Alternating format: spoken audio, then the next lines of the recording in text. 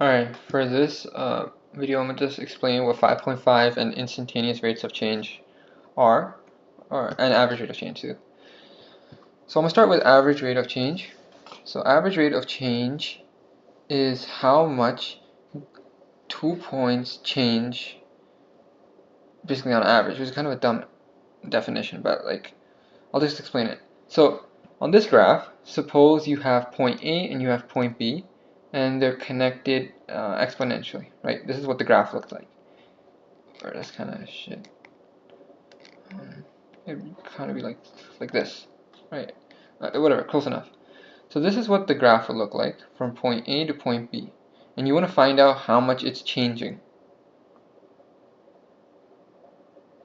How much it changes would be the same as its fx, delta fx over delta x. And the reason I say that is because you want to see how much it changes in your y value and how much it changes over how much it changes in your x value to get like a number. This becomes clear. I'll explain it more on the actual question. So also, if you don't know delta, the triangle basically just means change in. So you want to find your change in y from A to B. So you do delta fx is equal to f2x minus f1x. Right? That would give you the difference between this and this point. Then you'd find delta x, which is the change in x value, which is x2 minus x1, right? Which would give you delta x. Now aroc, average rate of change, is modeled as delta fx over delta x. And you may notice that this looks a lot similar to slope, which is rise over run. This is your rise, and this is your run. And in this scenario, this secant line would be your slope, basically, which is average rate of change. So the difference between average rate of change and instant rate of change is that average rate of change looks at a broader 2 points. Like the difference is a lot greater.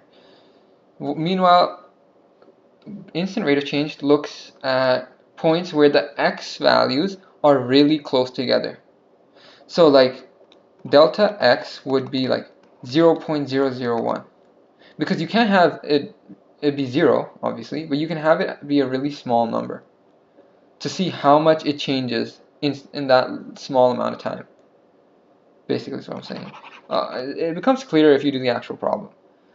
So yeah, I'll look through the problem now. This one, yeah.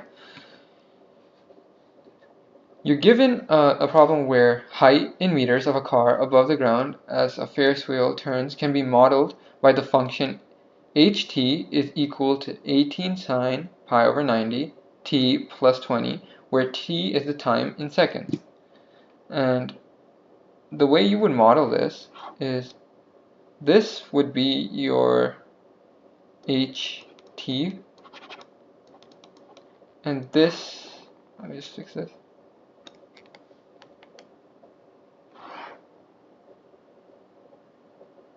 Would be time. So t is equal to your x, and ht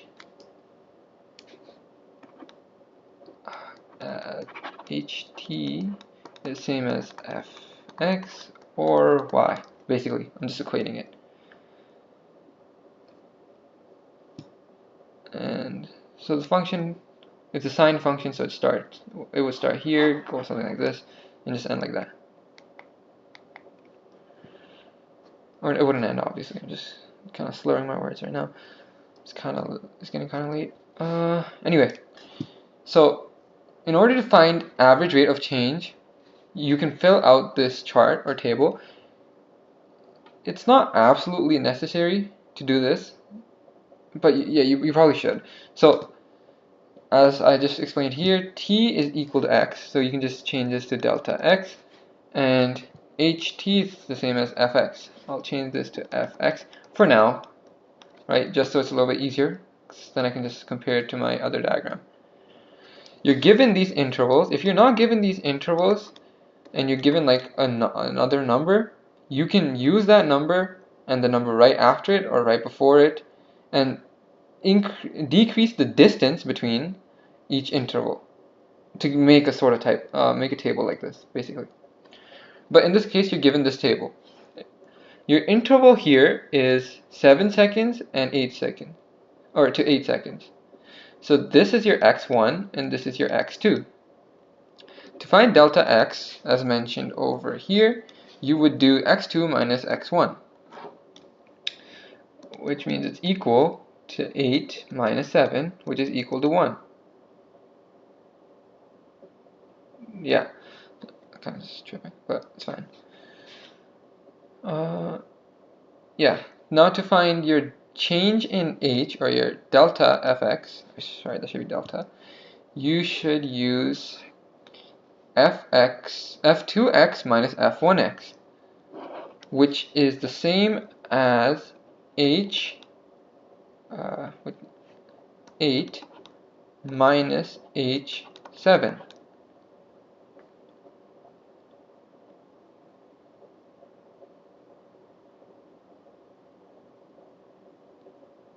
Yeah, anyway, so you would plug in this 8 into the t value over here.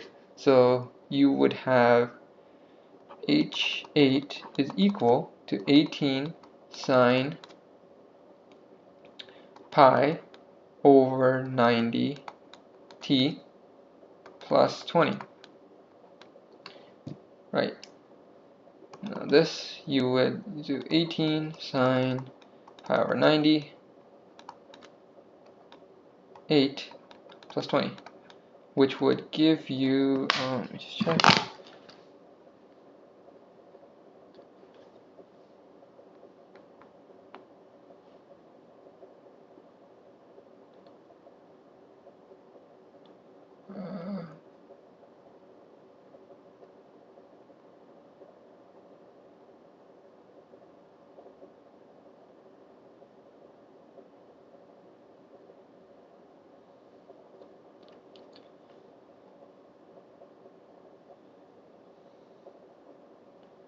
Yeah, so that would give you 25.025. Next, you should do the same for h7. So you have h7 is equal to 18 sine pi over 90 7 plus 20, which would give you, just check, 24.397, which is your delta H is equal to 25.0025 for H8 minus 24.397, 24.397 for H7. This will give you delta H is equal to, I'm tripping.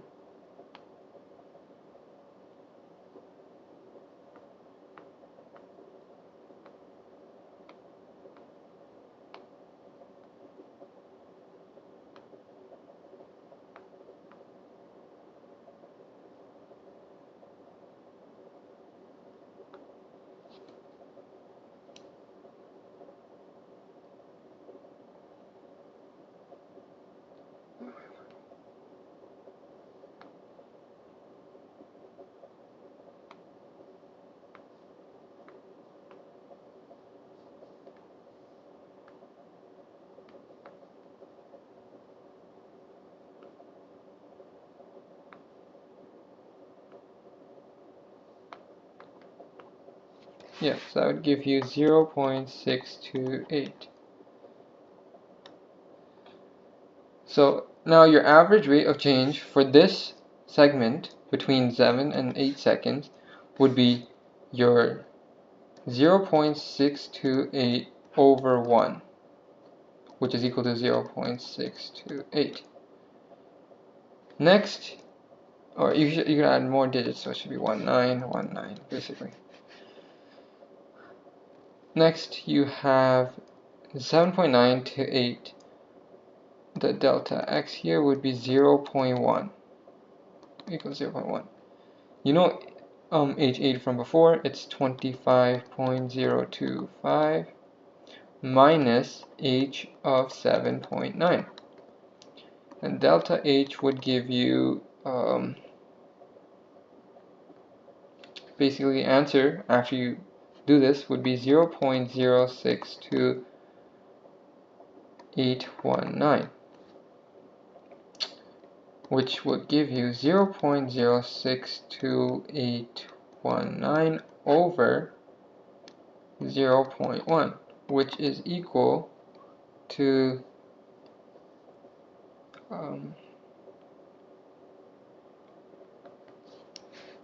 0.62819, which is the same as the first one. And that's something you get a lot, really often, is that since this and this are really close, the average rate of change is also really close. For this one, you have 0.01, because that's the difference between 7.99 and 8. You have 25.025 minus h 7.99.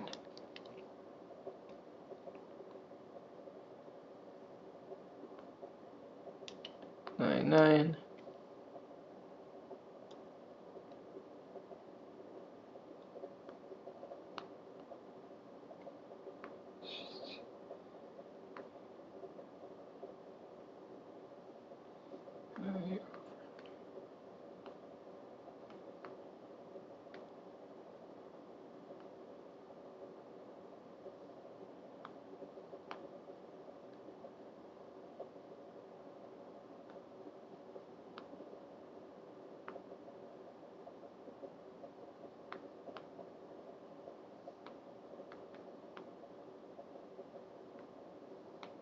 Yeah, so for this you'd get 0.006281909, right?